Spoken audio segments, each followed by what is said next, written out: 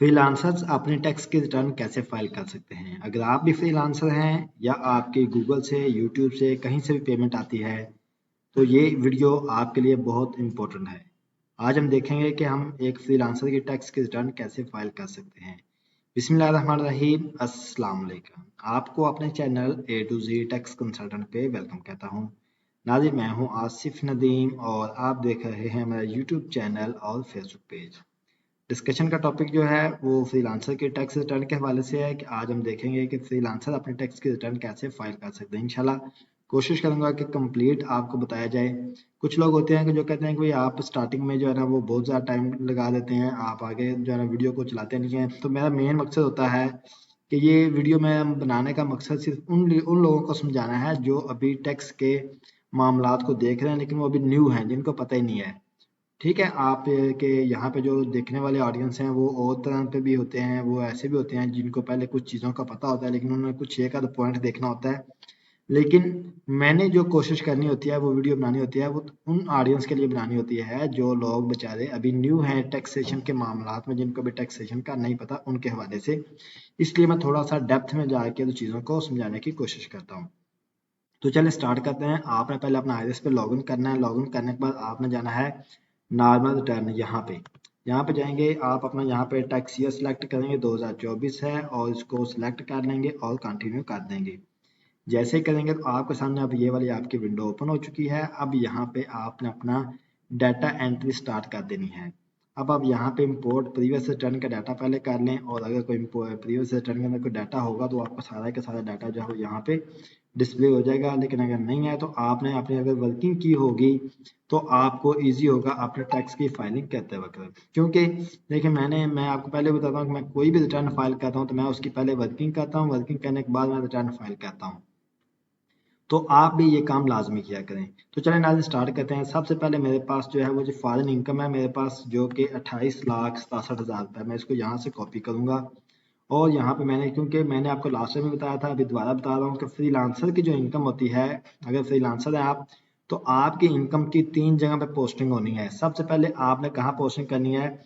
Foreign source agriculture income. आपने यहाँ पे जाना है और यहाँ पे देखें फॉरेन सोर्स है, यहाँ पे क्लिक करना है और यहाँ पे देखें फॉरेन अदर सोर्स इनकम है। आपने यहाँ पे क्लिक करके इसको पोस्ट कर देना है और फिर इसको आपने अमाउंट एग्जाम्प्ट फ्रॉम टैक्स या फिर आगे है जी subject to final and fix minimum, जो भी है यहाँ पे करें और इसको आप कैलकुलेट कर दें। एक आपकी पोस्टिंग यहाँ पे होगी। दूसरी पोस्टिंग आपने कहाँ पे करनी है? आपने जाना है नीचे, ये देखें टैक्स चार्जेबल एंड पेमेंट्स के अंदर, और फिर आपने मजीद नीचे जाना है तो यहाँ पे आपके पास ऑप्शन होगी final fixed minimum average relevant reduce tax.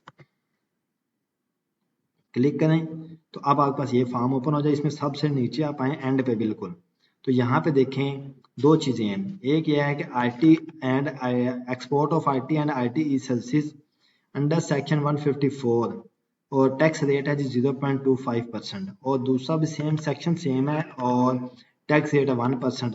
अब मैंने पहले भी आपको बताया कि वो तमाम लोग जिन्होंने अपनी पाकिस्तान सॉफ्टवेयर एक्सपोर्ट बोर्ड से रजिस्ट्रेशन कराई हुई है एज अ फ्रीलांसर, तो अपनी जो टैक्स की रिटर्न है वो इस सेक्शन के अंदर फाइल करेंगे, और जिन्होंने रजिस्ट्रेशन नहीं कराई वो यहाँ पे फाइलिंग करेंगे और 1% टैक्स पे करेंगे।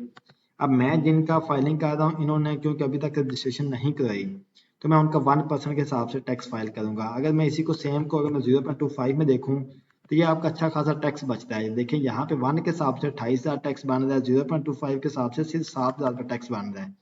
तो इसलिए अगर आप फ्रीलांसर हैं तो आप अपने पाकिस्तान सॉफ्टवेयर एक्सपोर्ट बोर्ड में रजिस्ट्रेशन लाजमी करवाएं। अब मैंने यहाँ पे अमाउंट ऐड कर ली। उसके बाद जब मैं यहाँ पे भी ऐड कर लूँगा तो मेरी 2 जगह पे एंट्री हो जाएगी। और अब मैं तीसरी जगह पे जो एंट्री करनी है वो मैंने करनी है रिकन्सिलेशन वाली साइड पे जाना है, वेल्थ के अंदर, वेल्थ में रिकन्सिलेशन वाली साइड पे, और यहाँ पे जाके ये देखें जी आपके पास है income attributable to received etcetera declared as per return for final and fix tax, यानी कि हमने रिटर्न के अंदर फाइनल एंड फिक्स में डाला तो यहाँ पे हम फाइनल एंड फिक्स के अंदर डालेंगे। फिर आप वापस चले जाएं अपने टैक्स चार्जेबल के अंदर। अब यहाँ पे आपने जितना भी टैक्स दिए हुए हैं डिफरेंट पोर्शन में, आप अपने वो तमाम टैक्स क्लेम करें। जैसा कि अभी मैं अगर आपको अपने वर्किंग पे लेके जाऊँ, सबसे पहले जी मैंने क्रेडिट कार्ड का, मेरे जो क्लाइंट इन्होंने क्रेडिट कार्ड पर जो है ना ट्रांजैक्शन की तो वहाँ पे इनका टैक्स कटा, तो मैं इस टैक्स को यहाँ से कॉपी करूँगा। अब वापस मैं यहाँ पे आऊँगा एडजस्टेबल टैक्स में, यहाँ पे मैं सबसे नीचे चला जाऊँगा तो देखें सेक्शन आपके पास अवेलेबल है 236 वाई, और यहाँ पे देखें कि मैंने 236 वाई का सेक्शन लिखा हुआ है और इसका टैक्स है 21,540 रुपये। ये बात का सिस्टम ऑटोमेटिकली उठा लेता है, अगर नहीं उठाता तो फिर आपने यहाँ पे मेंशन करना है। अब मेरा सिस्टम ने ऑटोमेटिकली उठा लिया है। इसके बाद अगला जो टैक्स मेरे पास कटा हुआ है, जो मेरा विदहोल्डिंग हुई है पहले, वो ये है कि मेरे पास जो है ना, मैंने कोई इंटरनेट का बिल पे किया है तो उसके ऊपर टैक्स है। तो मैंने 26,792 बिल पे किया, जिसके ऊपर 4,020 रुपये टैक्स जमा कराया है। तो मैं यहाँ पे ये देखिए ये बिल है मेरा, मैं यहाँ पे अमाउंट लिख दूंगा और यहाँ पे मैं टैक्स की अमाउंट लिख दूंगा, उसको मैं कैलकुलेट कर दूंगा। इसके अलावा फिर देखूंगा कि अगर मैंने किसी और सेक्शन में कोई टैक्स पे किया तो यहाँ पे जो क्लेम करूंगा। देखिए ये जो टैक्स होते हैं, जो आपने एडजस्टेबल के अंदर जितने भी टैक्स डालने होते हैं, ये सारे आपके टैक्स लाइबिलिटी को कम करते हैं, क्योंकि जब आपने यहाँ पे अमाउंट डाली थी तो आपका 28,000 का टैक्स बना था। तो यहाँ पे अब आपको 28,000 का पे करना पड़ना था। अब मैंने क्या किया, मैंने कहा नहीं भी, मैंने पहले ऑलरेडी गवर्नमेंट को टैक्स पे किया हुआ है पूरे साल में। कहाँ कहाँ पे किया हुआ है, मैंने क्रेडिट कार्ड की ट्रांजेक्शन की, यहाँ पे मैंने टैक्स पे किया था। फिर मैंने अपना इंटरनेट का बिल पे किया, मैंने यहाँ पे टैक्स पे किया था। फिर इसके अलावा अगर आपने कोई गाड़ी ली है, कोई प्रॉपर्टी परचेज की है, वहाँ पे आपने कोई टैक्स पे किया हुआ है, या फिर किसी और माध्यम में टैक्स पे किया है, तो आप इन सेक्शन के हवाले से देखें अपने पास जो जो टैक्स आपने पे किया हुआ है, आप उन सबको यहाँ पे क्लेम करें। क्लेम करेंगे जब, फिर आप यहाँ पे जाएं कंप्यूटेशन पे, तो अब देखेंगे तो यहाँ पे जो मेरे पास जो टैक्स आ रहा है, जो मैंने पे करना है, वो कितना आ रहा है जी, 3111 रुपये टैक्स आ रहा है, जो कि मैंने पे करना है गवर्नमेंट को। तो इस तरह से करके पहले मेरे पास जो है वो 28,000 रुपये टैक्स आ रहा था। इस तरह से करके आप अपनी जो रिटर्न है वो फिलअप करेंगे। अब जो मेरे क्लाइंट हैं, इनका कुछ और बिजनेस भी है जो कि लोकल है, तो लोकल जो बिजनेस है उसके लिए मैं यहाँ पे इनका जो है ना वो अमाउंट ऐड करूँगा और इसको मैं यहाँ पे कैलकुलेट करूँगा। उसके बाद मैं यहाँ से जो है ना वो इनकी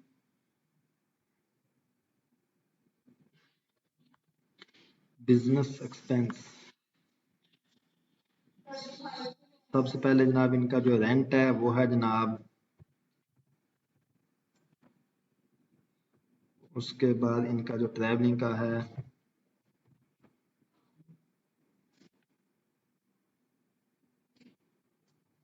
और उसके बाद देन जो है नीचे कुछ इनके इनडायरेक्ट एक्सपेंस हैं वो ऐड कर दिए। ये तमाम चीज़ें मैंने यहाँ पे ऐड कर दी, और उसके बाद जो है इनकी जो बिजनेस की जो बैलेंस शीट है, इसके अंदर इन्होंने कोई मतलब बैलेंस शीट इनकी जीरो जीरो है, मैंने जीरो जीरो कर दी। देन मैं क्या करूँगा, मैं यहाँ से अब ये जो प्रॉफिट की अमाउंट है ये यहाँ से कॉपी कर लूँगा और इसको भी ले जाऊँगा वेल्थ के अंदर, और वेल्थ में जाके इसको लिख दूंगा नॉर्मल टैक्स रेट के अंदर, किसके बाद नॉर्मल टैक्स रेट लगना है। उसके बाद नेक्स्ट मैं क्या करूँगा कि चला जाऊँगा अपने पर्सनल एसेट्स एंड लायबिलिटीज़ के अंदर, और फिर मैं यहाँ पे अपने पर्सनल एसेट्स अब ऐड करना स्टार्ट कर दूँगा, या बल्कि मैं आपको वन बाय वन लेके चलता हूँ। पहले मैं आपके सामने एक्सपेंस ऐड कर देता हूँ जी। अच्छा जी, एक्सपेंस में मेरे पास सबसे पहले जो है वो है जी टैक्स।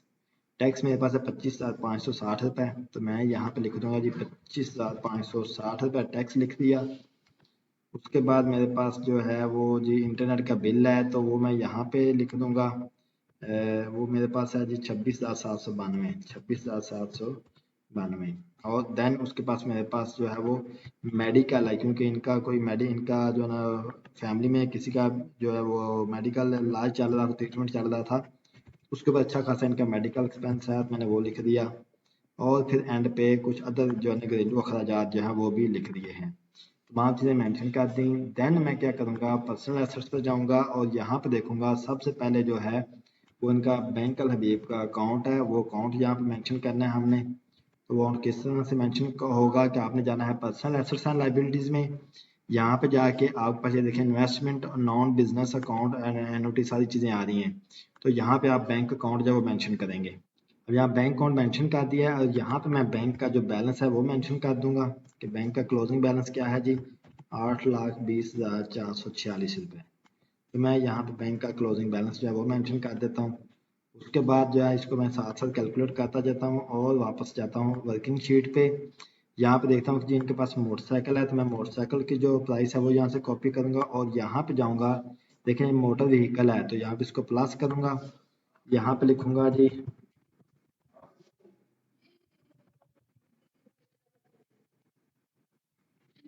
बाइक, इसको सबमिट किया और यहाँ पे इसकी प्राइस लिख दी और इसको मैंने कैलकुलेट कर दिया।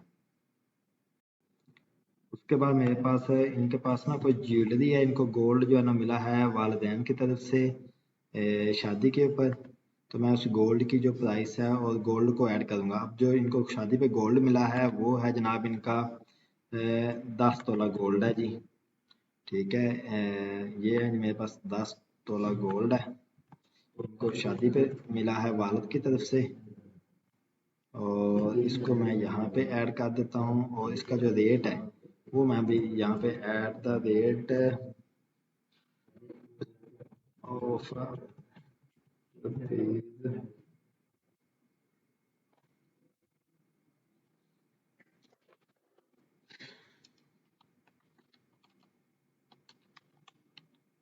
2,18,000 रुपये इनका जी रेट था जिस टाइम इनको ये मिला है।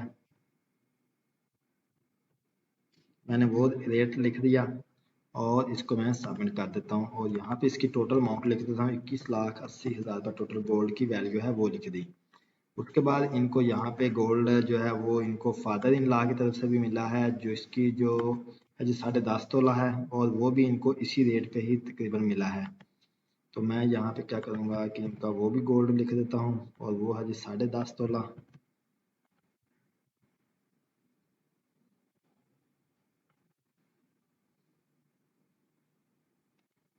मैंने वो भी लिख दिया, बल्कि नरेशन जो है दोनों की मैं सेम कर देता हूँ क्योंकि फरवरी 2024 में इनको मिला है। तो दोनों की जो नरेशन है वो हम चेंज कर देते हैं, मतलब सेम कर देते हैं।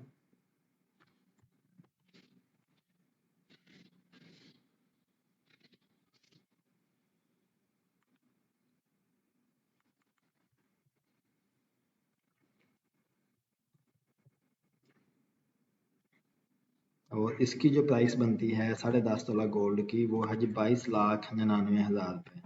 मैंने यहाँ पे वो भी अमाउंट ऐड कर दी और इसको मैंने कैलकुलेट कर दिया। उसके बाद अगली जो चीज़ है मेरे पास वो है जी हाउस होल्ड इफेक्ट है। इसमें इनको कुछ जो है ना वो जहेज़ भी मिला है शादी पे, तो मैं वो भी इनका यहाँ पे एडअप कर दूंगा। और कुछ पर्सनल आइटम में इनके पास मोबाइल और लैपटॉप है जिसकी प्राइस जो है वो 45,345 बन रही है। तो मैं यहाँ पे 345 का वो भी दोनों चीज़ें ऐड कर दूंगा और देन इनके पास एंड पे जो आ जाती चीज़ वो है इनके पास कैश इन हैंड। तो हम कैश इन हैंड जब वो ऐड करेंगे तो बाकी जो अमाउंट बचेगी उसको हम डालेंगे क्योंकि उनके प्रीवियस ईयर के एसेट्स हैं।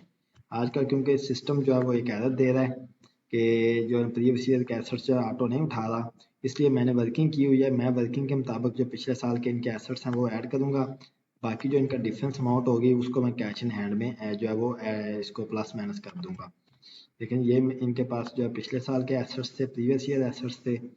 और अभी जो इनका जो डिफरेंस आया है एसेट्स में वो जो अमाउंट है वो बनती है तकरीबन 44 ये है। ठीक है, तो इसको मैं यहाँ से कॉपी करूँगा और ये चूंकि इनको शादी पे मिला है तो एज अ गिफ्ट है तो मैं इनको यहाँ पे ऐड कर देता हूँ।